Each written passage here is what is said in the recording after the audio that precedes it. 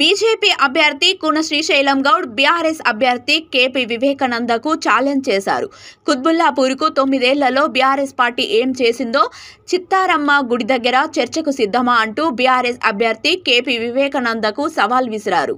తాను చెప్పిన మాట ప్రకారం ఉదయం 10 గంటలకు చిత్తారమ్మ ఆలయం చేరుకున్నారు కూన శ్రీశైలం గౌడ్. గంట పాటు వేచి చూసి కేపీ వివేకానంద రాకపోవడంతో చర్చకు రాకుండా తోక ముడిచి పారిపోయారు అని ఎద్దేవా చేశారు.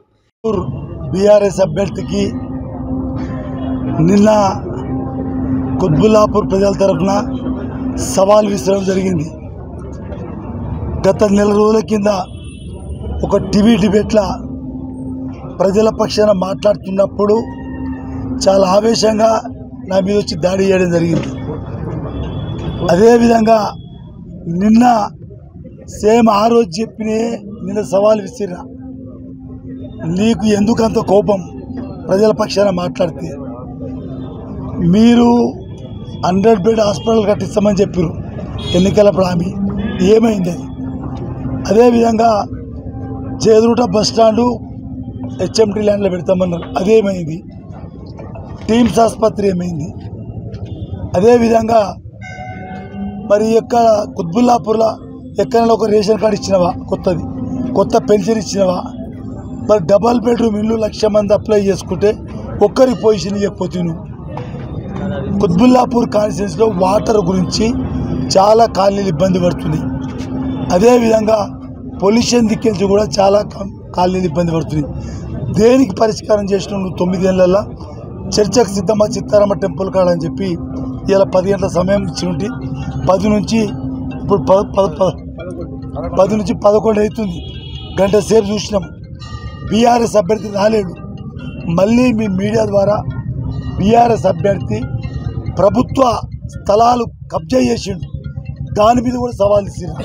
ప్రభుత్వ స్థలాలు కబ్జా చేసే ఎవరైతే ఉన్నారో కబ్జాదారులు, నీకు సగం వాటా లేకపోతే మరి నువ్వు ఎందుకు ప్రభుత్వ భూములను కాపాడతలేవు? దాని మీదనే ఈరోజు సవాల్ విసిరా. కానీ బీఆర్ఎస్ అభ్యర్థి రాలేడు. మళ్ళీ మీ మీడియా ద్వారా బీఆర్ఎస్ అభ్యర్థికి బీఆర్ఎస్ పార్టీ నాయకులకు ఒకసారి పునరాలోచించుకోవాలి. ఎందుకంటే ప్రజలు నమ్మి ఓటేస్తున్నారు.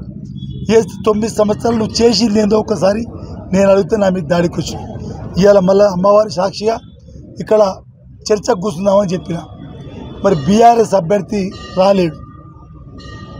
మీ ద్వారా బీఆర్ఎస్ అభ్యర్థికి నేను తెలియజేస్తున్నా, మీ యొక్క అబద్ధ మాటలు ప్రజలు నమ్మే పరిస్థితి లేదు. భారతీయ జనతా పార్టీ తరఫున నేను చెప్తా ఉన్నా, బీఆర్ఎస్ పార్టీ నాయకులు 2 సార్లు రాష్ట్ర ముఖ్యమంత్రి గారు మోసపూరితమైన మాటలు చెప్పి 2 సార్లు ముఖ్యమంత్రి. కుత్బుల్లాపూర్ ఎమ్మెల్యే టీడీపీ బీజేపీ అలయన్స్లో ఒకసారి 2 సంవత్సరాలకి టీఆర్ఎస్లోకి పోయింది. 2018 మళ్ళీ ఎమ్మెల్యే గెలిచింది. 2 సార్లు అయిపోయింది. ప్రజలు నమ్మే పరిస్థితి లేరు. ఇప్పటికైనా ఆత్మ పరిశీలన చేసుకోవాలి.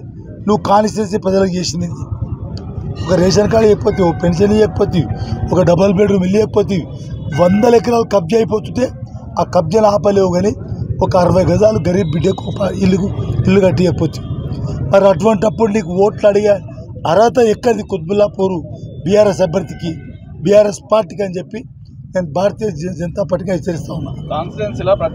డివిజన్లలో తిరిగినప్పుడు, మున్సిపాలిటీలు తిరిగినప్పుడు, కార్పొరేషన్ తిరిగినప్పుడు వాళ్ళు చెప్తున్నాయా మా రోడ్ల పరిస్థితి చూడండి ఎట్లా ఉంది, మా నాళ్ళ పరిస్థితి ఎట్లా ఉంది చూడండి. నాళ్ళకు రక్షణ లేక మా పిల్లగాడు చచ్చిపోయాడు మొన్న, 4 ఏళ్ల బాబు. మరి అదేవిధంగా మన ఆ రెడ్డి ల్యాబ్స్ ముంగడ బాచిపల్లి దగ్గర ఒక పాపను ఎక్కించుకొని పోతుంటే గుంతల పడి కింద పడితే పైకేం బస్సు పోయింది. ఇవాళ ఈ పరిస్థితి అట్లా ఉంది. ఎమ్మెల్యే గారు ఎంతసేపు భూ కబ్జాలకు ప్రోత్సహిస్తూ, సెటిల్మెంట్ ప్రోత్సహిస్తూ, మరి ఎమ్మెల్యే అదేవిధంగా ఎమ్మెల్యే ఎంబడిన అనుచరులు వీరందరూ కూడా మరి ఒకే పని మీద కాబట్టి ప్రజల మౌలిక సదుపాయాలు పట్టించుకోవడం లేదు. దాని మీద చర్చకు రమ్మంటే రాలేకపోయిండు కాబట్టి తోక ముడిచిండంటేనే అర్థం ఆయన చేయలేని ఒక అర్థము. నేను కుత్బుల్లాపూర్ ప్రజానికని తెలియజేస్తున్నా, మిత్రులారా, బీఆర్ఎస్ అయినా ఒక్కటే, కాంగ్రెస్ అయినా ఒకటే. కాంగ్రెస్కు ఓటేసినా బీఆర్ఎస్కి వేసినట్టే. దయచేసి ఇలా కుత్బుల్లాపూర్ బీఆర్ఎస్ అభ్యర్థికి చర్చకు రమ్మంటే చర్చకు రాకుండా తోక ముడుచుకొని ఉన్నాడు, రాలేడు ఇక్కడికి. మరి చిత్తారమ్మ టెంపుల్ కాడికి మీ అందరూ తెలియజేస్తున్నా, బీఆర్ఎస్ అయినా కాంగ్రెస్ అయినా ఎంఐఎం అయినా 3 పార్టీలు ఒకటే, ఒక్క తాను ముక్కలే. మీరు భారతీయ జనతా పార్టీకి ఓటేయండి.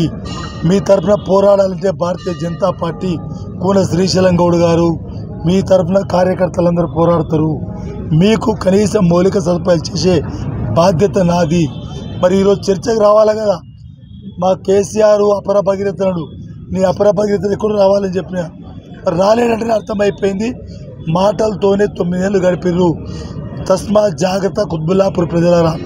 బీఆర్ఎస్ వద్దనుకొని కాంగ్రెస్ కూడా వేయకండి. కాంగ్రెస్ వేసినా మళ్ళీ బీఆర్ఎస్ ఖాతాలోనే పోతుంది. మరి భారతీయ జనతా పార్టీకి ఓటేసి నన్ను గెలిపియండి. మౌలిక సదుపాయాలు 9 ఏళ్ళు చేయకుండా రాబోయే రోజుల్లో అమ్మవారి సన్నిధిలో కూర్చొని చెప్తా ఉన్నా. మళ్ళీ నేను గతంలో ఎట్లయితే పూర్వం తీసుకొచ్చిన కుత్బుల్లాపూర్కు అదే రకంగా నేను ఎమ్మెల్యే గెలిస్తే కుత్బుల్లాపూర్ ప్రజానికం ప్రతి ఒక్కరు కూన శ్రీశైలం కూడా అని చెప్పి నేను తెలియజేస్తా ఉన్నాను.